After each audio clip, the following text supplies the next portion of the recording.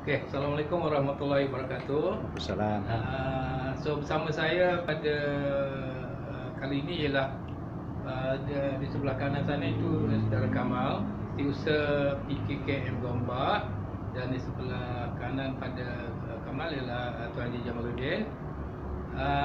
Tujuan saya membuat rakaman ini ialah untuk kita nak mempromokan apa sebenarnya aktiviti kita yang akan kita jalankan di dalam persatuan ini, ya. So kita ada banyak persatuan, tapi salah satu daripadanya ialah macam sesi mengenai peningkatan ilmu, percambahan ilmu dan sebagainya lah, ya. So pertamanya saya tanya pada Kamal lah, ya. Ya. Apa agaknya kita punya apa ni, tujuan lah. Tujuan lah. Saya bagi benda tujuan lah, kita ambil tujuan dulu, ya. Okey. Mungkin Kamal boleh jawab tujuan, Haji pun boleh jawab juga, ya. So pada Kamal, apa sebenarnya tujuan kita? Okey. Terima kasih pengurusi. Assalamualaikum warahmatullahi wabarakatuh dan selamat pagi saya ucapkan kepada tuan-tuan puan-puan, ya. Jadi salah satu tujuan untuk kami mengadakan program ini ialah pertama sekali ialah untuk aktiviti lah. Aktiviti yang selama ini agak suram. Jadi dengan ada aktiviti ini Persatuan Pesara Kerajaan Besar Daerah Gombak bercadang untuk menyemarakkan lagi supaya rumah pesara ini kata orang lebih meriah, lebih ceria. Jadi inilah program untuk tahun 2020 ini diadakan. Jadi itulah matlamat kami di persatuan ini supaya menyemarakkan lagi rumah pesara ini. Itulah tujuannya ni. Jadi sebenarnya ada lagi program yang banyak lagi untuk diadakan, tetapi ini adalah program julung pertama untuk tahun 2020. Okey, pada Tuan Haji Jamaluddin, kita sedia maklum bahawa idea percambahan ilmu ni ataupun kesedaran mengenai kepentingan ilmu ni adalah penting, dan idea ini adalah dicetuskan oleh Tuan Haji sendiri, ya. Kamal dah ceritakan tadi tentang tujuan secara umumnya lah, ya. Tapi ada Tuan Haji nak tambah lagi apa-apa tujuan yang lebih lagi daripada itu supaya dia seolah-olah menampakkan kepentingan pada ahli-ahli yang akan hadir nanti. Ada tak Tuan Haji? Bismillahirrahmanirrahim. Assalamualaikum. Salam sejahtera. Tujuan dan matlamat kita ialah untuk meningkatkan diri peserta-peserta dan juga meningkatkan dari segi kesihatan, dari segi tubuh badan, dari segi pemikiran, dari segi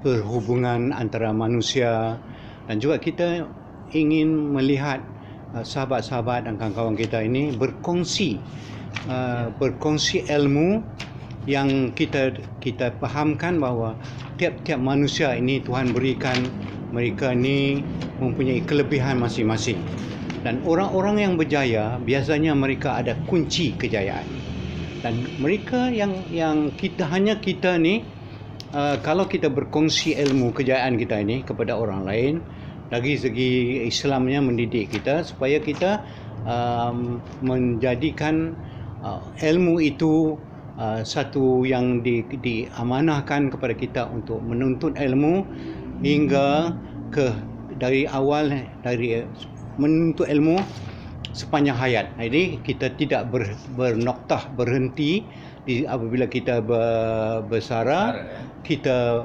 berhenti di situ saja. Tapi kita nak dalam aktiviti kita ini, kita berkongsi ilmu, dan seterusnya kita melibatkan semua ahli-ahli ini melakukan aktiviti ini dan berkongsi ilmu-ilmu yang mereka ada, supaya orang-orang yang kurang arif mereka dapat ilmu dan mereka dapat menyebarluaskan kepada anak cucu mereka. So kita dah mula sesi ni dalam perbincangan dalam kumpulan kecil dulu, dan dalam kumpulan kecil itu saya nampak kita dalam tiap-tiap orang dalam kumpulan itu memberikan sumbangan tentang apa-apa perkara yang Tuan Haji timbulkan ya. Tapi saya nak tanya pada Tuan Haji, secara keseluruhannya kita dah nampak apa dia punya komponen-komponen yang akan kita bincangkanlah dalam majlis ilmu kita lah ya. Okey. So boleh Tuan Haji secara ringkas lah ya, terangkan apa komponen perbincangan ini supaya ahli-ahli kita yang akan hadir nanti tahu sedikit sebanyak apa yang mereka akan dengar. Jadi mereka tidaklah tertanya-tanya dia orang tu nak cakap apa, kan? Ya. Apa sebenarnya nak sampai? Ya, betul. Apa pentingnya saya nak datang? Ya, Kan? betul, ya. Jadi secara keseluruhannya, secara gambarannya apa Tuan Haji? Secara global, kita cuba mengenalkan diri kita masing-masing, personality kita dan juga potensi yang kita ada. Jadi pertama kita bahagikan kepada rajah ataupun roda kehidupan manusia ini kepada 8 jejari. Pertama ialah minda. Ya. Tuhan berikan kita ilmu kepada minda ni kerana Tuhan meletakkan manusia ini adalah manusia ini berbeza dengan haiwan-haiwan kerana manusia mempunyai otak, boleh berfikir. Ya. Kedua, dari segi body, iaitu kita hendaklah menjaga kesihatan kita. Nombor 3, dari segi spiritual, iaitu keagamaan. Ya. Nombor 4, dari segi emosi, iaitu kita melihat bagaimana kita mengawal emosi kita, memotivasikan hidup kita. Yang keempat, 4 emosi. Yang kelima ialah family. Kita hidup ni kita tak hidup bersorangan. Kita ada family. Kita ada ibu bapa kita. Bagaimana kita hidup hendaklah berkasih sayang di antara ibu bapa, anak-anak dan keluarga. Seterusnya, hidup kita juga kita hendaklah bersosial. Kita ada kawan, kita ada rakan, kita ada sahabat. Kita hendaklah bagaimana kita nak berhidup bersahabat, menolong-menolong, membantu-membantu. Ya. Seterusnya, walaupun kita ni telah bersara, tapi kita hendaklah tahu juga bagaimana kita nak mengawal keuangan. Dalam kita mengawal keuangan, bagaimana kita berbelanja, bagaimana kita menambahkan pendapatan. Jadi kita menguruskan keuangan kita dengan cara bijaksana. Ya. Dan akhir sekali tentang kerjaya kita, pekerjaan kita.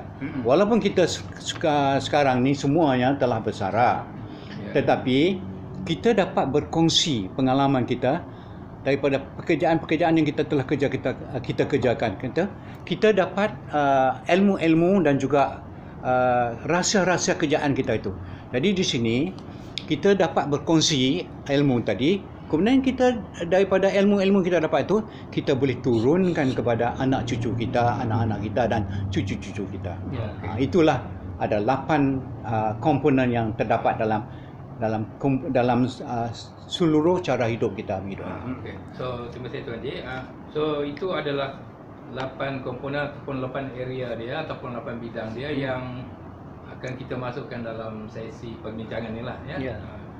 Jadi satu soalan, kenapa agaknya 8 komponen ni masih relevan pada pesara-pesara kita ni, dan kenapa agaknya kita masih lagi perlu mengetahui, walaupun ada orang kata semua kita ni dah lalu kan, Ya. tetapi kenapa agaknya kita perlu lagi mendengar? Apakah ada benda-benda yang kita tertinggal, cecer, ataupun perlu kita sedar walaupun umur dah di peringkat ini?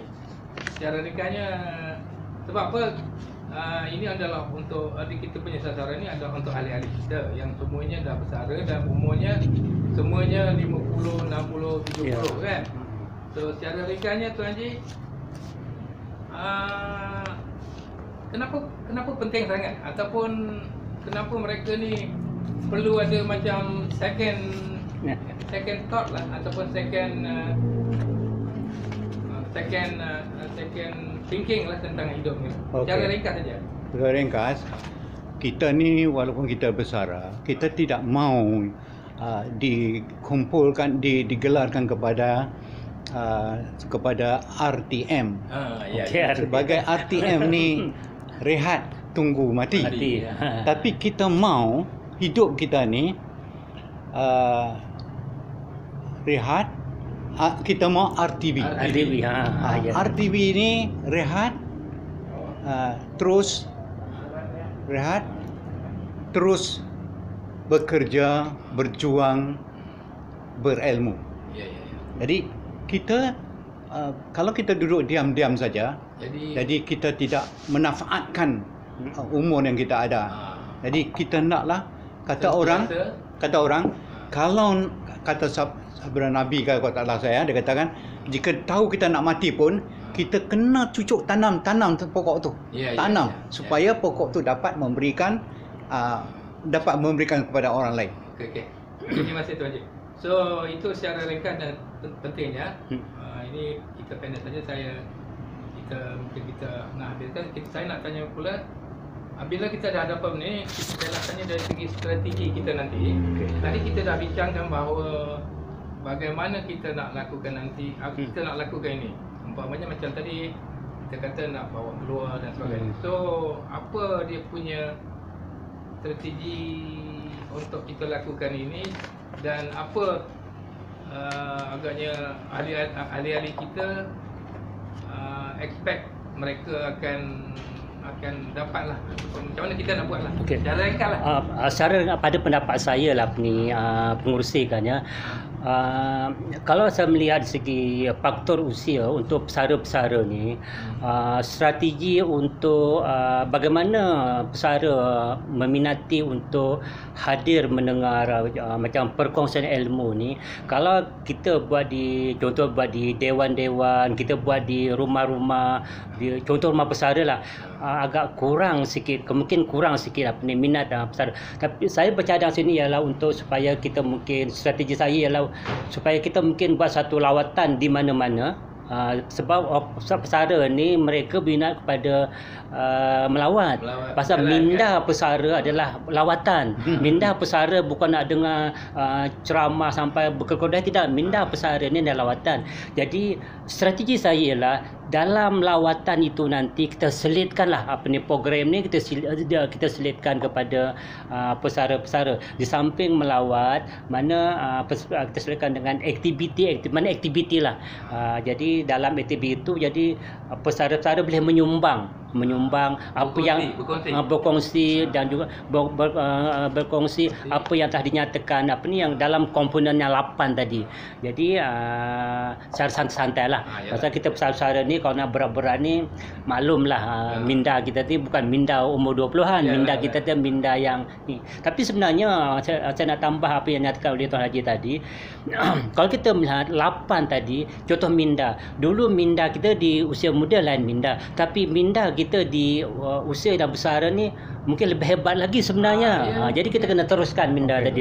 Begitu juga macam kesihatan. Mungkin kesihatan di usia muda kita cergas, jadi kita tak fikir pun tentang penjagaan tu. Tapi kita perlu, bila di usia muda kita perlu tahu penjagaannya bagaimana, yang sebagai seorang pesara yang perlu ada pada diri kita. Begitu yang lain-lain tadi, segi kawan. Dulu kita tak kira nak pilih kawan siapa, kita pilih je. Tapi sekarang kita perlu memilih kawan yang sama tu. Dan maklumat ni sebagai pesara, kita perlu apa yang dinamakan oleh Tuan Haji tadi, perlu kita share, perlu kita turunkan kepada anak kita, mungkin cucu kita. Jadi bagi pendapat saya memang 8 ni, jadi tuan-tuan perempuan perlu tahu, perlu imbas kembali. Jadi cara itu nanti bila kita melawat, jadi mungkin malam kita bala program ini, mengimbas balik, kita flashback semula yang perbuatan yang 8 tadi dalam kehidupan kita tadi. Itu saja. Jadi mudah-mudahan dengan program yang lawat, selalu lawatan lah, macam melancong-melancong, memang macam kita melawat ni yang penting gitu. Jadi kita selitkan nanti. So akhir sekali, sebenarnya saya buat rakaman ni untuk nanti kita boleh siapkan dalam sembang dalam grup sembang kan, supaya benda ni tersebar lah. So akhir sekali ialah apa harapan Saudara Kamal dan Tuan Haji? Ya, so Saudara Kamal dulu, apa harapan pada ahli bila didengar oleh ahli? Harapan saya menyeru sangat kepada ahli Persatuan Pesara Gombak ini agar dapat agar dapat menyertai program ini. Ya, jadi kalau kata orang tidak dapat hadir di Rumah Pesara ini, jadi bila aktiviti yang akan dibuat nanti, minta sangat harapan saya memang itu supaya kita dapat lagi kata orang meneruskan lagi silaturahim di antara ahli-ahli ini. InsyaAllah saya rasa walaupun bukan setakat program yang kata orang memberi pandangan pada, tapi ada aktiviti akan dijalankan nanti sebenarnya. Lain juga. Dia ada mungkin aktiviti macam katakan macam pemakanan. Mungkin kita letak makanan nanti aktiviti boleh makan ke tak boleh makan. Contoh macam itulah. Tentang kesihatan nanti apa cara-cara aktiviti kata orang beriadah nanti, mungkin itu. Banyak sebenarnya, memang seronok nanti kalau tuan-tuan PAN hadir tu, memang seronok aktiviti itu. Jadi harapan saya supaya datanglah beramai-ramai support Persatuan Pesara. Itu sajalah. Jadi pada Tuan Haji pula, apa harapan, sebab ini sebenarnya penting tapi kita tak nampak kan. So apa harapan secara ikhlas Tuan Haji lah? Secara ikhlas saya mengharapkan aktiviti yang kita laksanakan ini untuk mencapai beberapa objektif.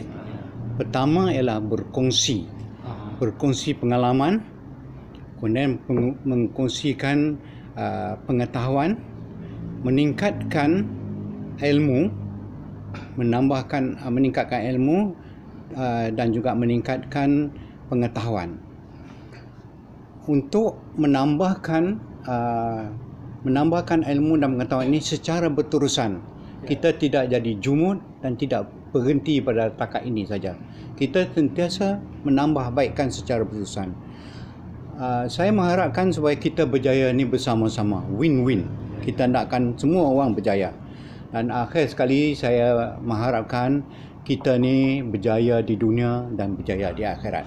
Terima kasih Tuan Haji dan Saudara Kamal. So harapan kami begitulah. Jadi kepada tuan-tuan dan puan-puan yang mendengar rakaman ini, harap dapatlah sudi kiranya datang menghadiri majlis yang kita adakan di Rumah Pesara ataupun di luar ya. So, sekian, terima kasih. Terima kasih Tuan Haji.